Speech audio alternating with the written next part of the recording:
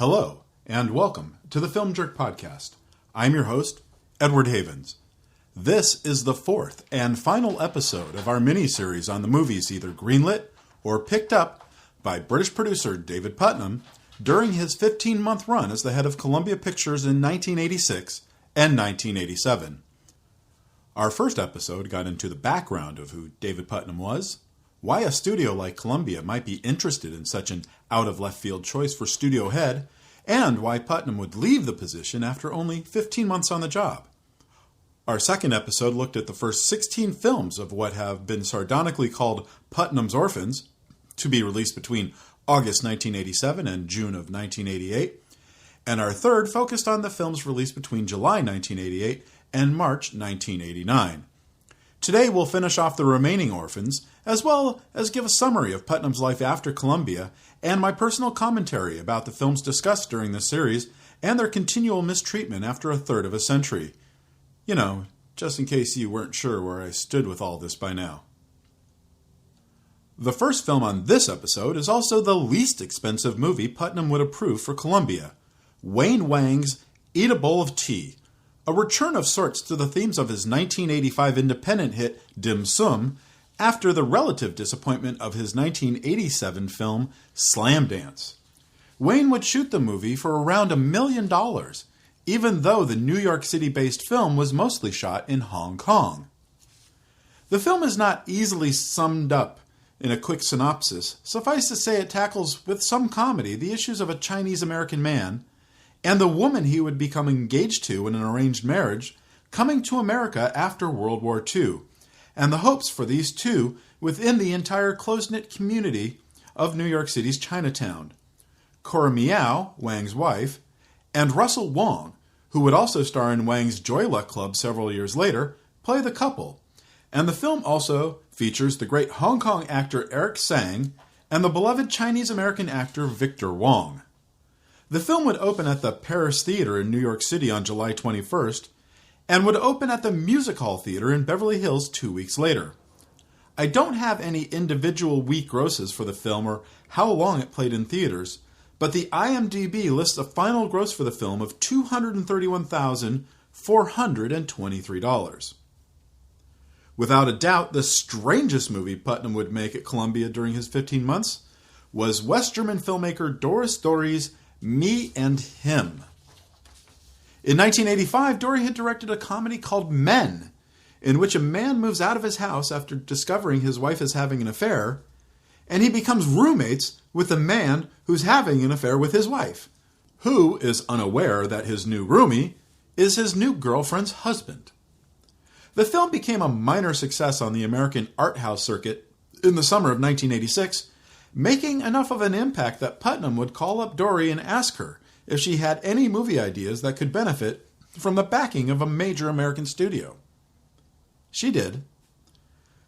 A remake of the 1974 Italian film Io e Lui, itself based on a novel by Alberto Moravi, Me and Him would star After Hours Griffin Dunn as Bert, a New York City man whose eager phallus begins speaking to him, constantly putting him into awkward situations to the point everyone around him starts to think he's gone completely insane because, of course, only he can hear his unit jabbering away. Mark Lynn Baker, the star of Richard Benjamin's 1982 classic My Favorite Year, as well as the long-running 80s ABC sitcom Perfect Strangers, would voice the excitable penis. They would be joined by Little Shop of Horror star Ellen Greene as Bert's exasperated wife, as well as Kelly Bishop, David Alan Grier, Craig T. Nelson, and future Bond girl Carrie Lowell, who at the time of filming was married to one man, but by the time this was released, she would be engaged to Dunn.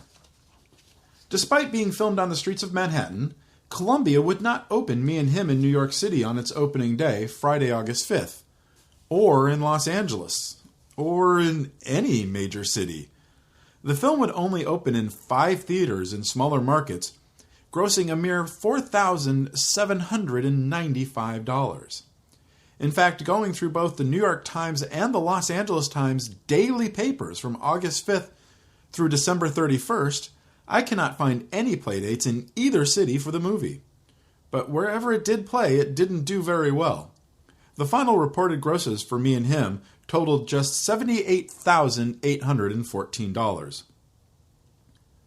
Masanori Hata's The Adventures of Milo and Otis was an interesting pickup for David Puttnam, a Japanese movie about a friendship between an orange tabby and a pug who grow up together on a farm until they're separated and head off to find each other. It's not quite a documentary, and it's not quite fiction. Like today's reality television, it's a kind of manufactured actuality. But it did feel real enough to Animal Liberation Queensland founder Jackie Kent, who, after the film was released into Japan and Hong Kong in the summer of 1986, accused the filmmakers of killing more than 20 kittens during the production of the film, as well as willfully breaking another cat's paw so that it could appear to look faltering in a shot. The Tasmanian and Victorian branches of the Royal Society for the Prevention of Cruelty to Animals also lodged complaints against the filmmakers. But despite all these issues, the film would become the #1 film in Japan that year, grossing more than 5.4 billion yen, which at the time also made it the third highest grossing film in Japanese history, behind E.T. the Extraterrestrial and Antarctica, another Japanese movie featuring animals at the center of the story. By the time the film made it to America, 3 years and 3 months later, the controversy was mostly forgotten. Columbia trimmed nearly 15 minutes from the already short 92-minute Japanese running time and created a new English-language narration track with Dudley Moore, and sent the film out to 239 theaters on August 25, 1989. The film did not do very well, grossing only $470,000 opening weekend. And after 18 weeks in theaters, the film would only gross $2.95 million. But then a funny thing happened. The executives at Columbia gave the film a second release, starting on June 15, 1990, sending it out into 914 theaters, mostly for matinee-only screenings, where the film would gross $1.7 million. By the 8th day of its second run, it would have already grossed more than the original run a year earlier. This time around, The Adventures of Milo and Otis would stay in theaters for 28 weeks and gross more than $10.35 million. Today, there aren't a whole lot of people who do not love Christopher Guest. His impact on the world of film comedy over the past 40 years is immeasurable. But can you believe, after co-writing and co-starring in This Is Spinal Tap, and starring as the six-fingered man in The Princess Bride, that he would have trouble getting his first film as a director made? Well, in a sense, yes. As much as we all love Spinal Tap and Princess Bride now, neither were big successes when they were released into theaters. They would only become beloved after being released on home video and playing over and over again on cable. But someone at Paramount had a good feeling about Guest and signed him in 1985 to make his first film as a director. The project he brought them was something he was working on with fellow TAP member Michael McKean and Pee-wee's Big Adventure co-writer Michael Varhol, a comedy about Hollywood called The Big Picture. Unlike most movies he's become famous for, The Big Picture would not be a mockumentary. It would be a comedy about Nick Chapman, a young film school graduate who finds the road to Hollywood success to be not as smooth as he hoped, filled with little vignettes and homages to various movie styles of the past. After Nick wins a prestigious student film award, he signs with an agent and makes a deal to make his dream movie. But then there's a change at the top of the studio, and he finds his project canceled by the new studio head. Broke and without any resume to get him something better, Nick must resort to working minimum wage jobs as he claws his way back up the ladder. In a fitting irony, Don Steele, the then head of production at Paramount, would put The Big Picture into turnaround in 1986. David Puttnam, who already enjoyed thumbing his nose, as it were, at the Hollywood establishment, would pick the film up and put the wheels in motion for the $5 million movie to start shooting in February 1988. So why did Steele when she took over for Puttnam in October 1987, not cancel the production again now that it was at Columbia? Could it be they were trying to keep Steve Martin, whose Aspen Film Society company was producing the film, happy? Columbia had just released his wonderful comedy Roxanne in June 1987, which was a surprise sleeper hit over the summer, and having a good relationship with the beloved comedian, actor, and writer would make good business sense. Guest would cast then 32-year-old Kevin Bacon as the newly graduated film student, and newcomer Emily Longstreth as Nick's girlfriend.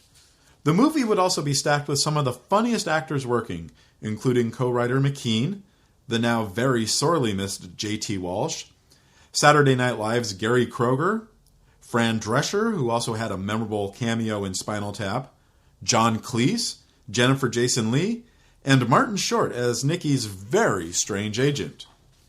Terry Hatcher would be featured in one of her earliest roles as a Hollywood starlet who Nick has, well, we'll leave it at impure thoughts over. The film would shoot for 4 weeks throughout Los Angeles, and Guest would have his rough cut ready by the end of summer. And then he showed that rough cut to Dawn Steele. Maybe she didn't read the rewrite he did after the movie moved from Paramount to Columbia. Maybe she didn't read the coverage by one of her underlings. But rumor has it that she went apocalyptic while watching it. Remember a moment ago when I said one of the plot points was a regime change at the studio which led to Nick's film getting canceled? While J.T. Walsh's studio head Alan Habel did not resemble David Puttnam in any way, shape, or form, Steele very much saw herself in Tracy Brooke Swope's not particularly kind performance as Habel's replacement, the merciless Lisa Pressman. Steele's response was to try and sell the completed film to another distributor. And in that 1989 New York Times interview with Dawn Steele, it is said that no less than 18 companies watched the film for possible pickup. What is unsaid in the article was that a great deal of interest in the film came from Guest being able to get Steele to allow it to be screened as the mystery film at the then United States Film Festival in Park City, Utah in late January 1989. The audience at the film festival loved the movie, which took wonderfully broad swipes at the hand that fed it, but no other company picked the movie up from Columbia. When Columbia finally did release the film on September 15th, it would play in just 3 theaters: the 59th Street East in New York City, the Century 14 in Century City, and the Universal City 18 at Universal Studios just outside Hollywood. Vincent Canby of the New York Times would praise the comedic talents of Bacon and recognize that Short runs away with the movie, but finishes his review saying that the film would probably look better on the small screen. Michael Wilmington of the Los Angeles Times was less enthusiastic, saying Guest had his heart in the right place, but the film was no match for a true Hollywood satire like Preston Sturges's Sullivan's Travels. The newspaper ads would include quotes from CBS TV's Los Angeles film critic Gary Franklin and Jeffrey Lyons from Sneak Previews, which is who the studios would quote when you couldn't get a good quote from Vincent Canby or Michael Wilmington. But the film would gross $33,000 from those 3 theaters in its first 3 days. Its $11,000 per screen average was 20% better than Norman Jewison's new drama In Country, which also opened the same day and featured full-page ads in both the New York Times and the Los Angeles Times, touting reviews from across the country that Bruce Willis should now be seen as a major dramatic actor. The Big Picture, on the other hand, would only get quarter-page ads at best. And after that, the film would never play in more than 8 theaters on any given weekend and would disappear after 6 weeks with a final gross of just $117,000. And it would be another 7 years before Guest would make his breakthrough second feature film, Waiting for Guffman. Louis Puenzo's Old Gringo would feature Gregory Peck in his last starring role in film as American writer Ambrose Bierce, who finds himself in a romantic love triangle with an American schoolteacher played by Jane Fonda and a general with the Mexican Revolutionary Army played by Jimmy Smits. According to a 1989 Los Angeles Times interview with the film's producer and star, Jane Fonda, she says that the day she pitched the movie to Puttnam, she knew that he was the right person to help develop it. For the role of Ambrose Bierce, producer Fonda first pursued Paul Newman before getting Burt Lancaster. But then Lancaster couldn't get insured due to his heart condition, even though he had just passed a medical examination and had just completed another Columbia film, Rocket Gibraltar. So Fonda brought in Peck, who had also tried to acquire the film rights to the novel by Carlos Fuentes. Lancaster would be insured for his next, and what would be his final feature film appearance, in Field of Dreams, but the role of Moonlight Graham was a far less demanding role than Ambrose Bierce. The film wouldn't go into production until after Puttnam's departure, but sets were already being built and the film was weeks from shooting. To Steele's credit, she did allow the film to continue, telling Fonda that she was getting $25 million and 14 weeks to make the movie, and to not come back asking for more. But Fonda did go back because they needed a couple extra days at the end of the shoot for a complicated shot. Steele again acquiesced, giving them another $1 million and another week to finish up. Because, although she hadn't been in a major box office success since 1981's On Golden Pond, which she also helped produce, she was still Jane Fonda. She still had fans, and very few Fonda movies lost money in those days. Old Gringo would be one of those exceptions. When the film opened on October 6th, Columbia opted for what would be called a moderate release pattern, hitting 237 theaters in major markets, including 46 theaters in the New York City metro area and 41 in and around Los Angeles, hoping that good reviews, good word of mouth, and good ticket sales would help boost the movie in the future in smaller markets. Sheila Benson of the Los Angeles Times and David Sheehan, the movie critic for Los Angeles' NBC television station, would praise the scale of Puenzo's epic, and especially Peck's performance, but audiences would not be all that impressed with the film. It would receive a B score from CinemaScore audiences and open with just $1.15 million in ticket sales over the 4-day Columbus Day holiday weekend. After 12 weeks of mostly Dollar House playdates, the film would leave theaters with $3.57 million in its coffers. In keeping with his desire to make Columbia a truly global film studio, he would bring in Polish filmmaker Agnieszka Holland to make her first English-language film, To Kill a Priest. Holland, who had fled her native country for France in 1981, just before the government imposed martial law, had wanted to make a movie about the Polish Roman Catholic priest Jerzy Popieluszko, who had been murdered by 3 members of the Polish secret police in 1984, in part for becoming associated with the opposition Solidarity trade union. She would write her script in her native Polish, and then have writer Michael Cooper translate the script before sending it off to Puttnam. The story checked many boxes for Puttnam, who preferred to make movies that said something about the human condition, and shooting would begin in France in October 1987. Holland would assemble a truly world-class cast for the film. French actor Christopher Lambert would play Father Alec, the movie stand-in for Popieluszko, American Ed Harris, the leader of the team that would commit the murder, and a who's who of British actors including Joss Ackland, Pete Postlethwaite, Tim Roth, Timothy Spall, and Joanne Whaley. But the film would only open in one theater on October 13, 1989, the Broadway Theater in Chicago. Dave Kerr of the Chicago Tribune would note Holland's broad physical, psychologically intense style of European filmmaking didn't translate well to Hollywood. But he did note that she had created several extremely powerful sequences for the film. Roger Ebert of the Chicago Sun-Times was less kind, giving the film only 2 stars, and stating the film left him quite puzzled. But how well the film did at the Broadway theater is anyone's guess. Columbia never released any grosses, and I cannot find any other theater in the country that played the film. The last Puttnam film that would be released by Columbia in 1989 would be Howard Bruckner's Bloodhounds of Broadway.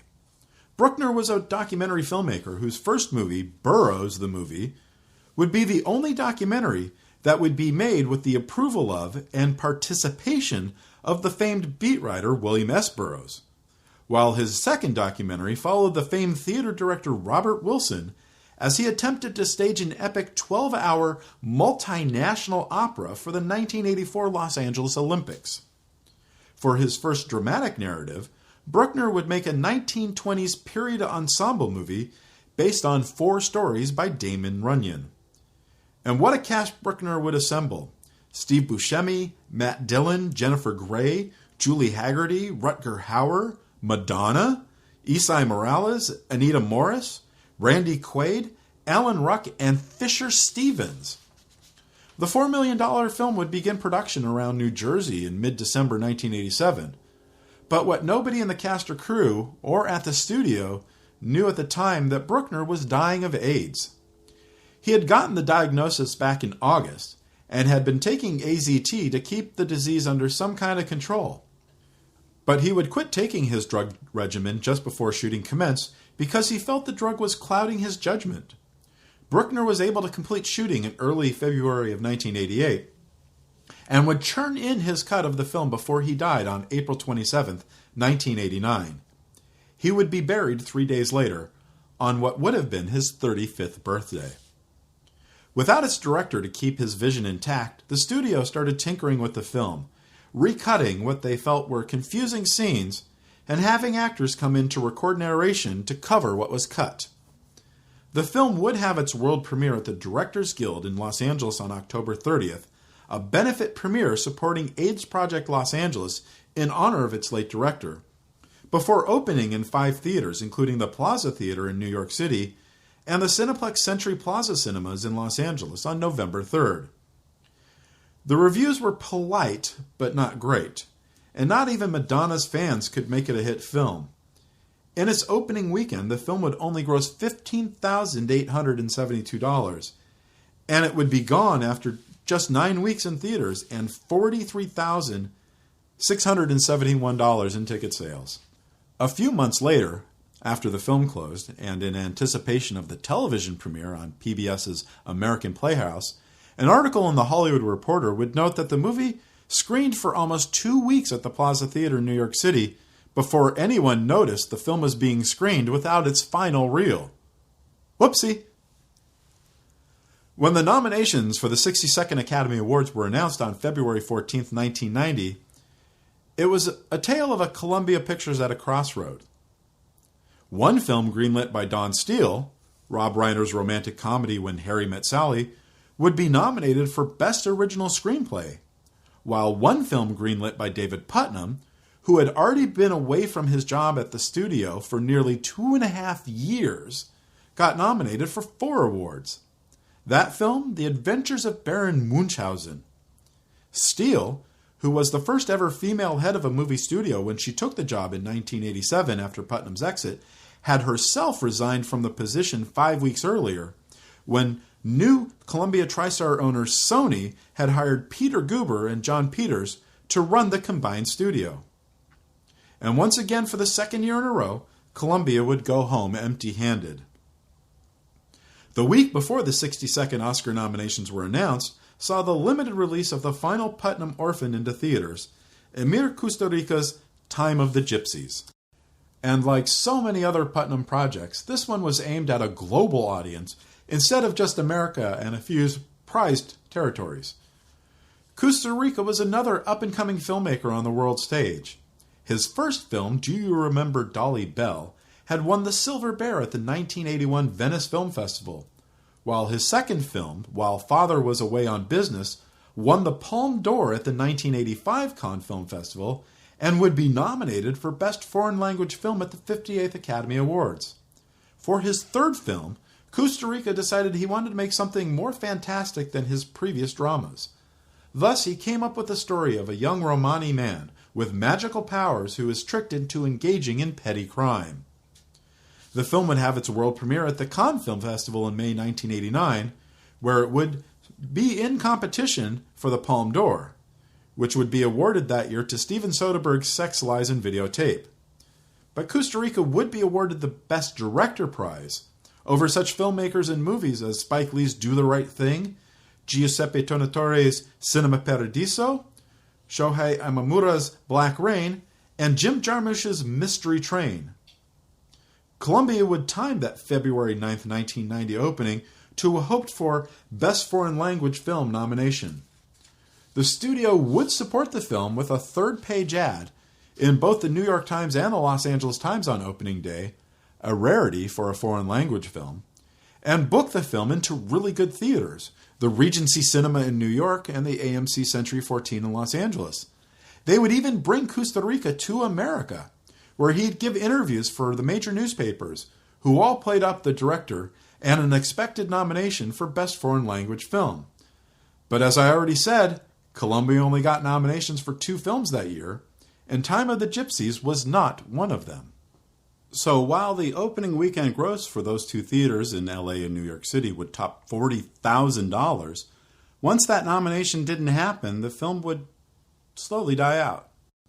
It would open in Chicago on February 16th, where Roger Ebert would give it a 3-star review, but that booking would have been cemented before the Oscar nominations were announced.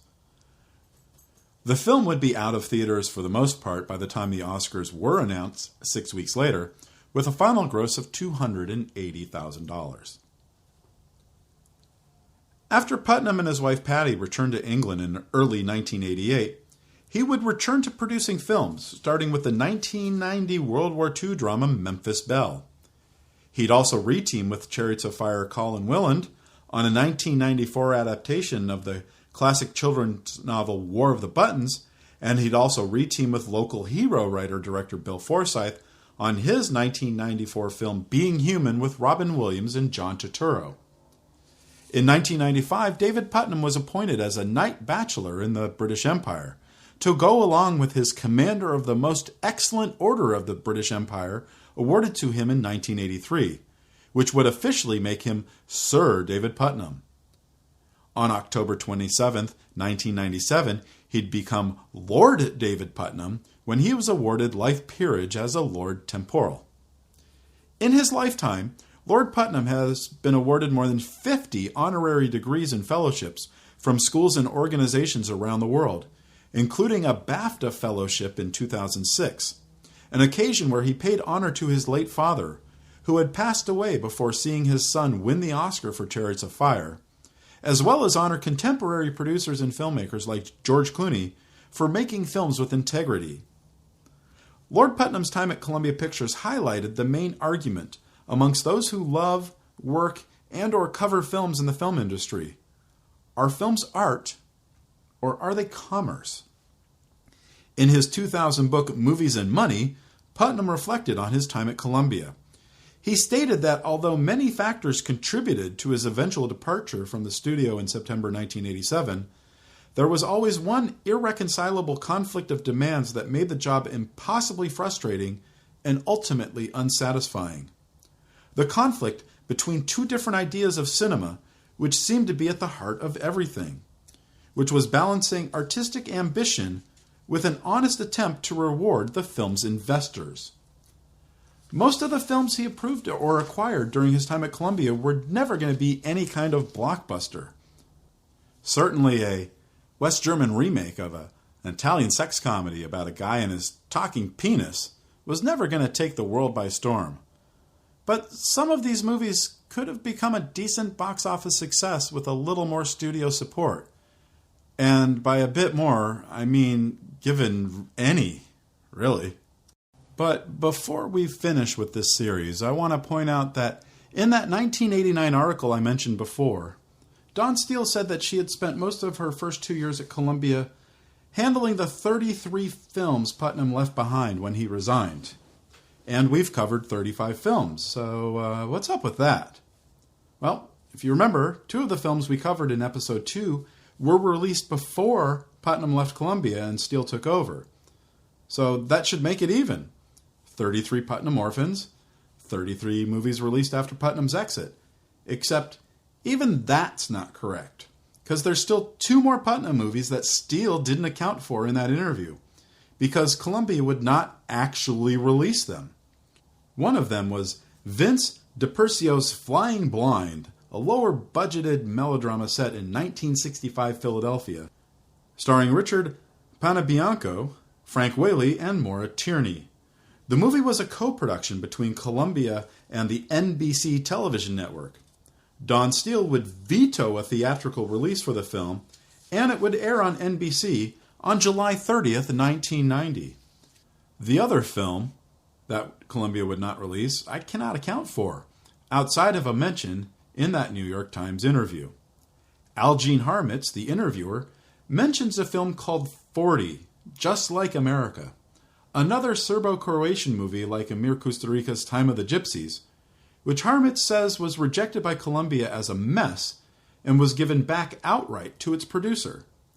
I cannot find anything else about this film, who was in it, who directed it, who wrote it, if it was ever picked up by another distributor, if it ever even got released anywhere. Nothing.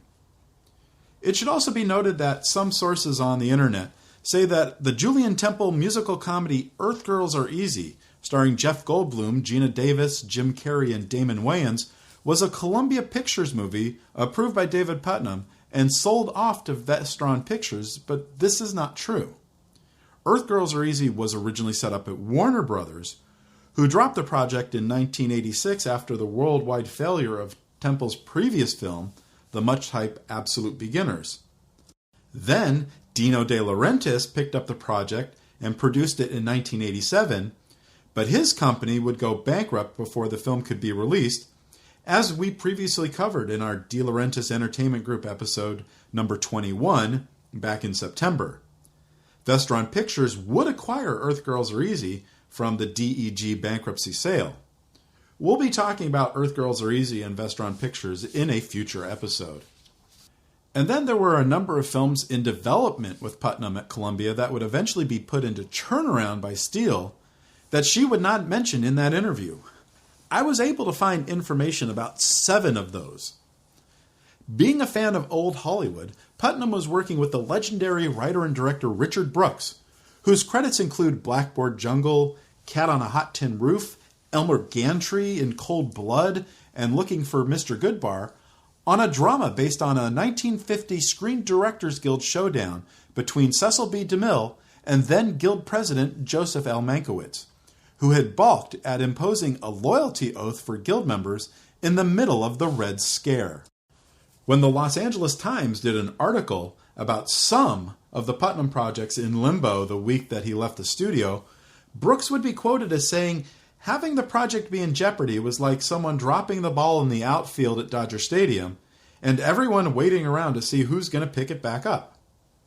Brooks also said about Puttnam's departure that he wasn't sure whether he should be congratulating or consoling the departing studio head.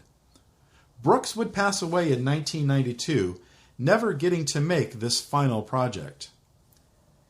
Dick Clement and Ian Lafrenias, the writers behind Vice Versa, were working on an Italian-based comedy called Napoli. They were actually in Italy working on the screenplay when they found out Puttnam would be leaving the studio, and expressed confidence that the film would be made either with the new studio head or at another studio.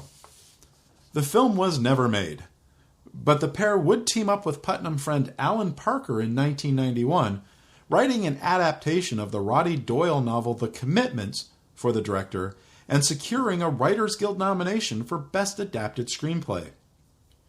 Producer Deborah Blum was developing a movie called Bad Karma, which was based on a precedent-setting murder case in Berkeley in 1969. That film would never get made. Stanley Kramer, the socially conscious filmmaker behind such films as The Defiant Ones, Inherit the Wind, Judgment at Nuremberg, and Guess Who's Coming to Dinner, was developing a movie based on the then-recent Chernobyl nuclear plant accident. It would be, according to Kramer, the first time he would experience the cancellation of a project due to changes in studio management. That film would never get made. Craig Zadan, the producer of Footloose, who would produce the Chicago and the 2007 film adaptation of the Broadway musical version of John Waters' 1988 comedy Hairspray, was working on a thriller called Blind Luck about a blind boy who quote-unquote witnesses a murder. Shooting locations had already been selected, and they were awaiting studio approval to begin official pre-production on the film when Puttnam left. The film would never get made. Iconoclastic filmmaker Alan Rudolph had written a screenplay based on the Gary Larson comic strip The Far Side, and was in the process of scouting locations in anticipation of a March 1988 start date. The film would never get made. And then there was Toys, a pet project from filmmaker Barry Levinson that was put into turnaround by 20th Century Fox and picked up by Puttnam, only to have Fox pick it back up when Steele put it into turnaround. The film would get made in 1992 with Robin Williams. And thus, we have finally come to the end of our journey. The films of David Puttnam at Columbia would, in all likelihood, have been solid singles and doubles in baseball parlance, often used to describe box office performance, had they been given a proper chance with audiences. IP hadn't become king of Hollywood quite yet, and Wall Street MBA types hadn't fully invaded the C-suites. So a film like A Time of Destiny could have possibly grossed a solid $20 million had it been fully marketed to people who enjoy love stories and/or war stories. A sumptuous, family-friendly fantasy from one of cinema's best visual masters could have been something beloved by many had it been handled by a studio head who was also an Oscar-winning film producer, instead of a studio head who got their start in the merchandising department. Maybe that Spike Lee movie that used homecoming at a historically black college could have been handled better by being released in early fall, around the time that homecoming is happening at historically black colleges and universities, instead of being dumped in the middle of winter. Maybe a studio head who had worked as a film producer could have handled the release of what would become the Best Picture winner of the year before, instead of alienating a top exhibitor and hurting the box office chances of several other films caught in the crossfire. But then, maybe a studio head should have recognized that you aren't going to win many games hitting only singles and doubles, that you need a couple of strong hitters capable of changing the game, or at least a few movies that would have given some kind of crossover appeal.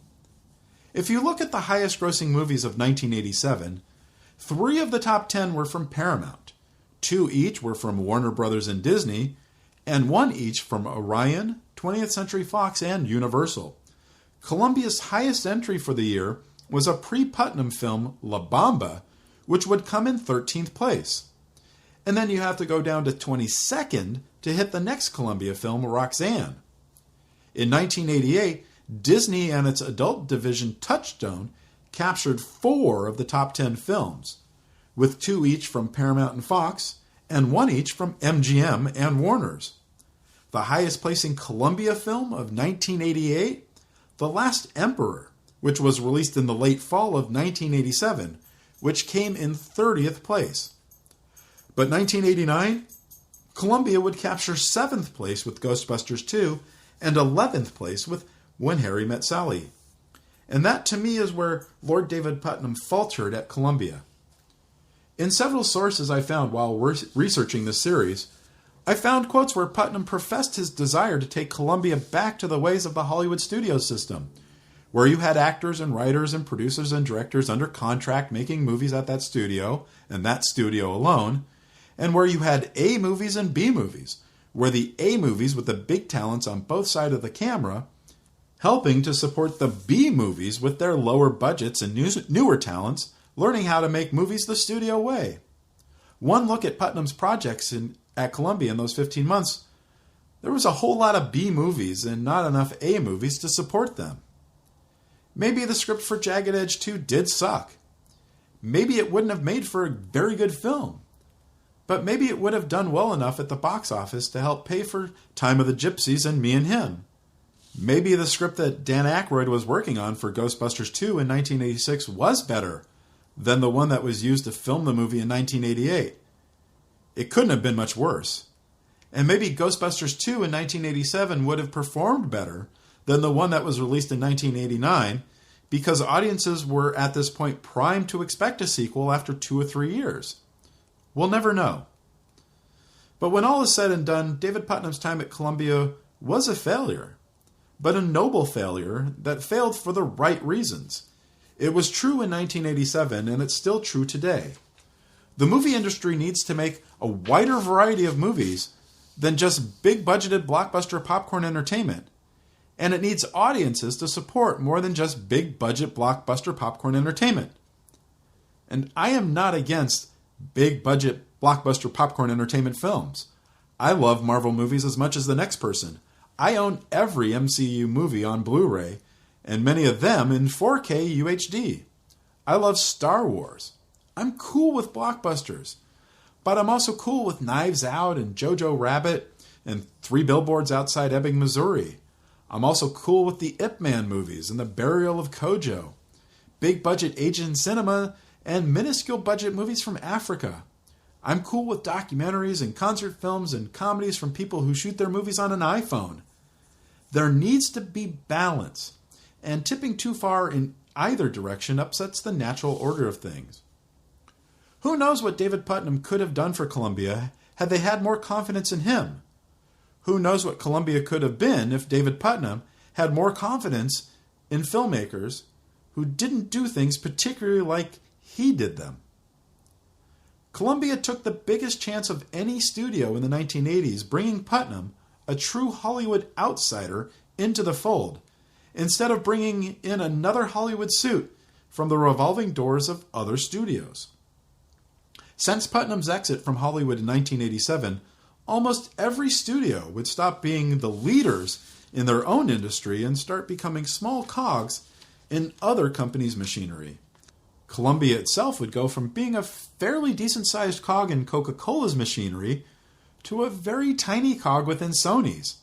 Paramount would go from being a fairly big cog in the Gulf and Western machine to a tiny cog in the Viacom machinery, which itself is a small part of the National Amusements machinery. Warner Brothers went from being its own machine to becoming part of a new machine with magazine publisher Time Incorporated, to becoming a big part of the America Online machine, to now being a small part of the very big AT&T machine. Universal would go from being its own machine to becoming a part of a small part of a Japanese electronics conglomerate machine, to becoming a bigger part of a Canadian liquor company machine, to becoming a smaller part of a French media company's machine, to becoming a tiny part of the General Electric machine, to now being a bigger part in a telecommunications conglomerate machine. 20th Century Fox went from being a small part of an oil company's machine to an even smaller part of an Australian media company's machine, to now being completely absorbed into another media company's machine, existing pretty much now as a label for the biggest entertainment company in the world.